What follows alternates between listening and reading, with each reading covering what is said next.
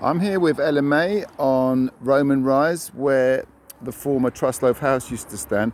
All the trees have gone. LMA, what happened to the trees here? They were all cut down in order to build. Wow, who cut them down? Lambeth Council and Home for Lambeth. That's terrible. Why do you think that we should keep mature trees like the ones we had here? What's important about trees? Because when they grow, they photosynthesize and they absorb carbon out of the atmosphere and they release oxygen.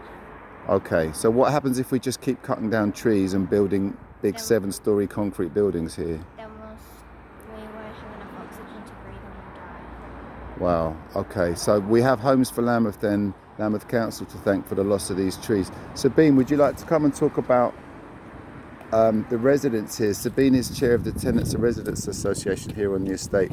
Sabine, can you talk a bit about what the residents want and whether have the residents here ever said to the council that they would prefer their homes to be refurbished? How would the council respond to that? Definitely. Refurbishment has never been given as an option and has never been treated as a realistic way forward to repair the estate and to make it a decent place to live. It was taken off, one of the options at the beginning, and at the cabinet we were basically laughed at for ever wanting to save the estate. When did that happen? In 2017, there was the cabinet decision to look at the future of the estate, and it was very much geared towards demolition and rebuild, and the option of refurbishment wasn't even placed on the table. Wow, because there was a fun day here recently and one of the representatives from Homes for Lambeth was telling residents that there'd been a ballot here and that residents had voted to have their homes demolished rather than refurbished. Is that true, what that council officer or that representative was saying?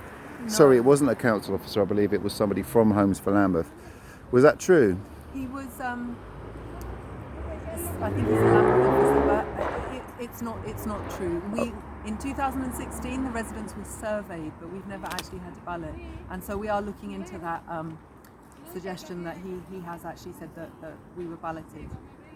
Okay, because that would be giving the impression that people want to be moved off the estate and to have their homes replaced with 60% private housing. Well, we have to be realistic. Some people want to move off because of the pressure that this type of living existence causes for people.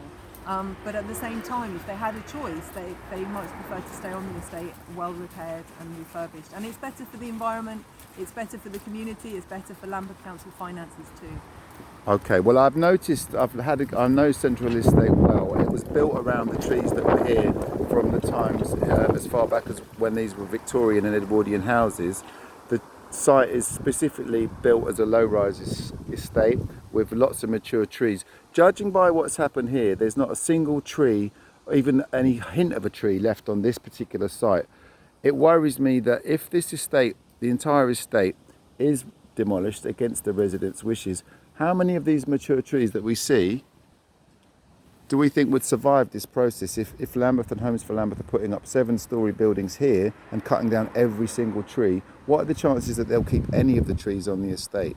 Well, just to clarify, it is the trees in the area where the building is going to be built. There's a very small, like 20% of the land, that is going to be a sort of a landscaped area at the front, and that has kept a few of its trees in it. So not every single tree has been cut down and will be cut down, but the trauma of actual development will, even the ones that they want to keep, will suffer. But the reality is they want to use up so much of the land space that there are not going to be practically any of the trees will survive. So it will be kind of like a dead zone, if you want to put it that way. And we talk about biodiversity and things like that. There's not going to be much biodiversity here if you look at what's going on.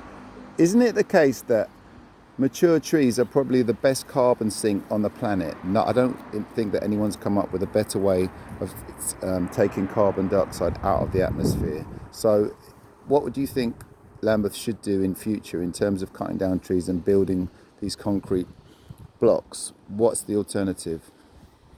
Well, the alternative is definitely to refurbish.